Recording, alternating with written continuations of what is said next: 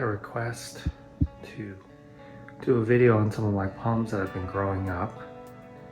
And the two that you're looking at here are both hybrid palms.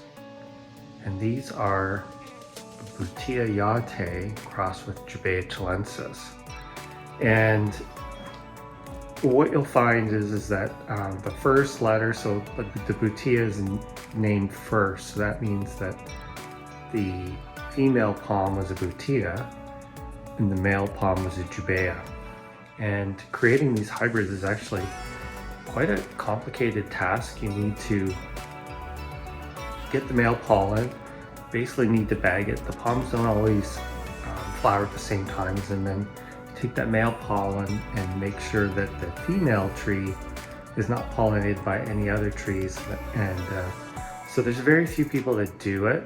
The Butia cross Jubaea is probably the most, that and the mule palm, which is a Butia crossed with the queen palm. Those are probably the two most common ones you'll find.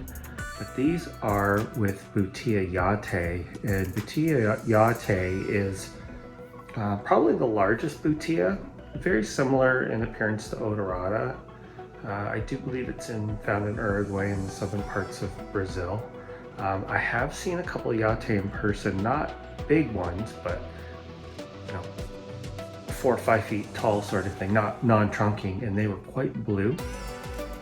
But these two here are female Butia yatay and then the male Jubaea chilensis.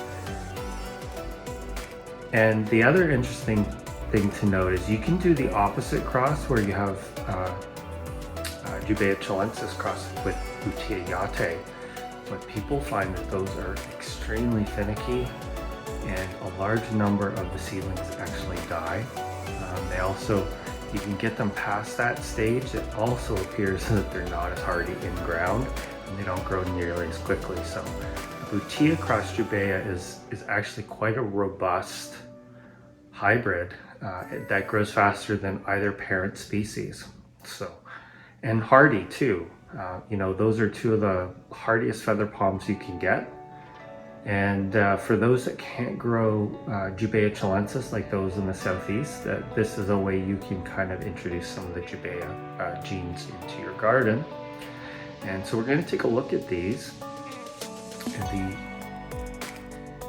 I guess interesting thing is I think you can readily see they actually don't look alike. They're quite different. When I first got them, I believe the one on the right was larger, whereas the one on the left was smaller. Let's get in here and take a better look.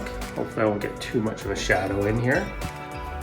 It's a rainy day today, so this is a perfect time to do this. So you can see this Butia yatay cross Jubaea chilensis is gone fully pinnate.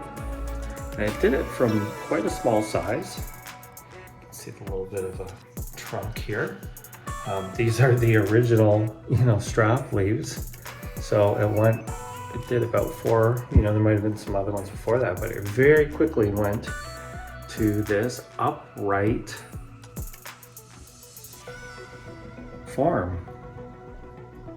Very carefree for me. I am growing them inside until they get larger. I do want them to get larger than this before I plant them out. This one here, the trunk itself is much skinnier. And this is doing what we call the stained glass effect, or the windows effect. You can see that these fronds are not fully separating at the end, so you get this sort of look. And the newest spear here is the same thing. We are not seeing the full separation, so we can chalk that up to some hybrid variability. Quite interesting to see that they are not the same. So what I'm going to do is I will throw the measurements on the screen here, and that will tell you how tall these actually are. So stay tuned. These are hardy in my zone. I'm in the Portland, Oregon area. Most people now consider us to be in zone 9A. I do have 3 Butias outside. I have a very large one that is trunking. I've had it for a number of years and tolerates our weather well, but these are actually supposed to be a little, at least as hardy, if not a little bit hardier, but fast growth. So one of these will eventually find its way to my front yard, maybe another year's time, but we'll see. Get in here. You can just see the interesting. A lot of the pinnate feather palms do that as they're developing.